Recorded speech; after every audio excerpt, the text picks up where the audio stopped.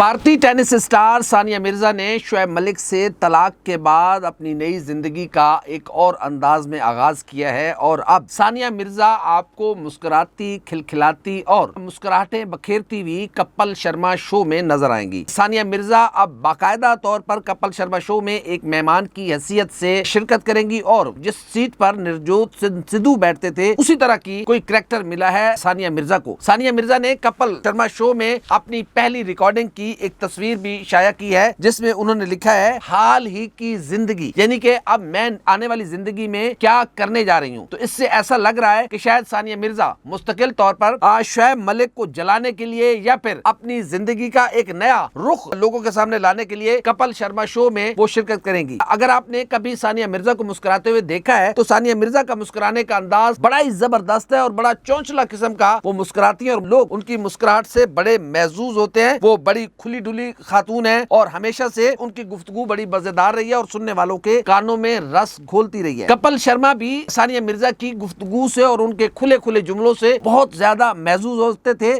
اور اسی لیے کپل شرما نے اب اپنے شو کو کامیاب بنانے کے لیے ثانیہ مرزا کا انتخاب کیا ہے اور ثانیہ مرزا نے باقاعدہ طور پر کپل شرما شو کو جوائن کر لیا ہے۔ شعیب ملک سے طلاق کے بعد ثانیہ مرزا بہت زیادہ خبروں میں ان تھی اور اس وقت جو بھی ثانیہ مرزا کے حوالے سے ویڈیو آتی ہے ویور ثانیہ مرزا کے مستقبل کے حوالے سے سننا چاہتے ہیں، دیکھنا چاہتے ہیں کہ ثانیہ مرزا اب زندگی میں آگے کیا کرنے جا رہی ہیں۔ انڈین میڈیا کے مطابق آنے والے دنوں میں ثانیہ مرزا اور کپل شرما مل کر اس شو کو انڈیا کی تاریخ کا کامیاب ترین شو بنانے جا رہے ہیں کیونکہ دنیا بھر میں ثانیہ مرزا کی اپنی ایک ویورشپ موجود ہے جبکہ کپل شرما بھی ٹوٹکوں میں اپنی مثال آپ رکھتے ہیں۔ گو کہ کپل شرما مزاح میں پاکستانی اداکاروں کو کاپی کرتے ہیں اور پاکستانی اداکاروں کے جملے چرا کر اس کو وہ نئے انداز میں پیش کرتے ہیں۔ چلو یہ بھی ان کی محنت ہے، اس لیے کوئی بات نہیں، کپل شرما لگے رہو، لیکن ثانیہ مرزا نے اب جو فیصلہ کیا ہے وہ اس شو میں کپل شرما کے شو کو 4 چاند لگانے جا رہی ہیں اور شائقین کا یہ بھی کہنا ہے کہ ثانیہ مرزا کو نئے انداز میں دیکھ کر یقیناً شعیب ملک جیلسی فیل کریں گے اور شعیب ملک اپنے اس فیصلے پر پچھتائیں گے کہ انہیں اپنی زندگی سے ثانیہ مرزا کو یوں الگ نہیں کرنا چاہیے تھا جس انداز میں انہوں نے کیا۔ اگر شعیب ملک شادی کرنا بھی چاہتے تھے تو پھر انہیں چاہیے تھا کہ وہ پہلے ثانیہ مرزا کو کسی نہ کسی انداز میں یا کسی نہ کسی طریقے سے راضی کرتے، لیکن چونکہ شعیب ملک نے ثانیہ مرزا کو دھوکہ دیا ہے اس لیے اب ثانیہ مرزا بھی شعیب ملک کو جلانے کے لیے ٹی وی پر آ کر مسکرائیں گی اور اس انداز میں مسکرائیں گی کہ جیسے انہیں شعیب کو چھوڑنے کا کوئی دکھ ہی نہیں ہے بلکہ وہ مزید مزیدار اور خوبصورت انداز میں زندگی گزار رہی ہیں۔ انڈین میڈیا کے مطابق آنے والے دنوں میں ثانیہ مرزا اپنی شادی کے حوالے سے بھی بڑا اعلان کر سکتی ہیں۔ اگلا ایشو یہ ہے کہ ملائکہ اروڑا نے اپنے ہی بیٹے آریان خان کے ایک چینل پر اپنا انٹرویو دیا ہے اور اس انٹرویو میں دونوں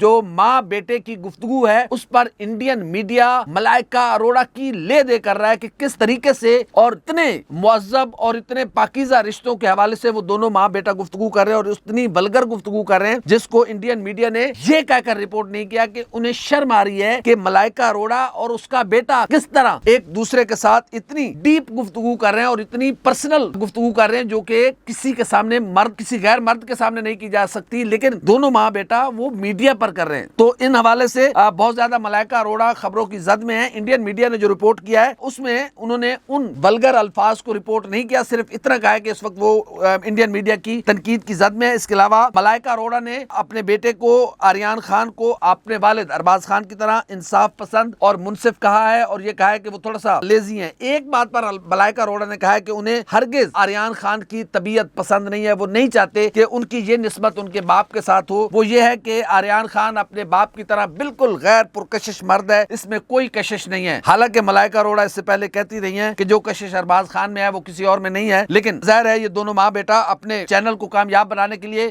مال بٹورنے کے لیے اس طرح کی گندی اور غلیظ گفتگو کی ہے جسے انڈین میڈیا نے بھی رپورٹ کرنے سے اجتناب کیا ہے۔ اگلا ایشو ودیا بالن کا ہے۔ ودیا بالن نے پوری فلم انڈسٹری کو کھری کھری سنا دی ہیں اور دو پیار فلم کی جو شوٹنگ ہے اس کے بعد اور اس کی تشہیری مہم کے دوران جب صحافیوں نے ودیا بالن سے سوال کیا کیا کبھی آپ کو بھی انڈین فلم انڈسٹری میں اقربا پروری کا سامنا کرنا پڑا ہے، کیونکہ یہ بہت زیادہ اطلاعات عام ہے کہ انڈین فلم انڈسٹری میں اقربا پروری بہت زیادہ ہے اور اپنوں کو نوازنے، ٹیلنٹ کو دھتکارنے اور پھر غلط قسم کی ڈیمانڈز رکھنے کی بہت زیادہ باتیں چلتی ہیں۔ تو آپ کے ساتھ اس فلم انڈسٹری نے کیا رویہ اختیار کیے رکھا، جس پر ودیا بالن نے بڑے دو ٹوک انداز میں کہا کہ انڈین فلم انڈسٹری کسی کے باپ کی جا जागीर नहीं है। अगर इंडियन फिल्म इंडस्ट्री किसी के बाप की जागीर होती तो फिर सुपर किड्स आपको कामयाब नजर आते। यानी कि विद्या बालन का ये इशारा उन फिल्म इंडस्ट्री पर जो इंडियन फिल्म इंडस्ट्री पर अपनी अजारादारी शो करते हैं या फिर ये शो करते हैं कि हमारे बगैर ये फिल्म इंडस्ट्री चल नहीं सकती। उनका कहना है कि उनके बच्चे कामयाब हो जाते, हालांकि उनके बच्चे नाकाम नजर आते हैं। विद्या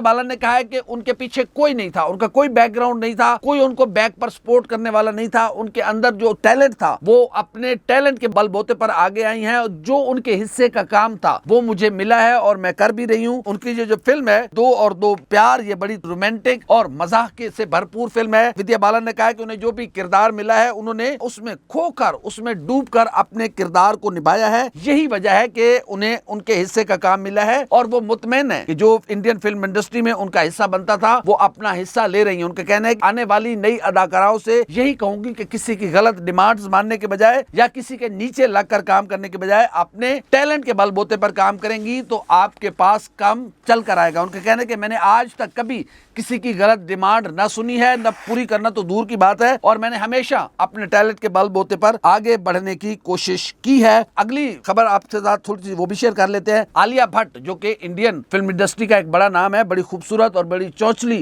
वो भी अदाकारा है। उनके हवाले से ये टाइम्स मैगजीन ने एक रिपोर्ट शाया की है जिसमें उन्हें 100 दुनिया की 100 बाअसर तरीन शख्सियात में शामिल कर लिया गया है और आलिया भट्ट भी अब दुनिया की 100 बाअसर तरीन शख्सियात में से एक है। इंडियन मीडिया के मुताबिक बॉलीवुड की फिल्म हार्ट ऑफ स्टोन में जो आलिया भट्ट ने किरदार अदा किया और जिस अंदाज में उन्होंने उस फिल्म में अपना किरदार निभाया, तो उस फिल्म के हिदायतकार ने आलिया भट्ट की तारीफों के पुल बांध दिए थे। जो टाइम्स मैगजीन है और टाइम्स मैगजीन के मुताबिक आलिया भट्ट इंडियन फिल्म का वो नामवर सितारा है जो कई दहाइयों तक इंडियन फिल्म इंडस्ट्री पर उसका राज कायम रहेगा। और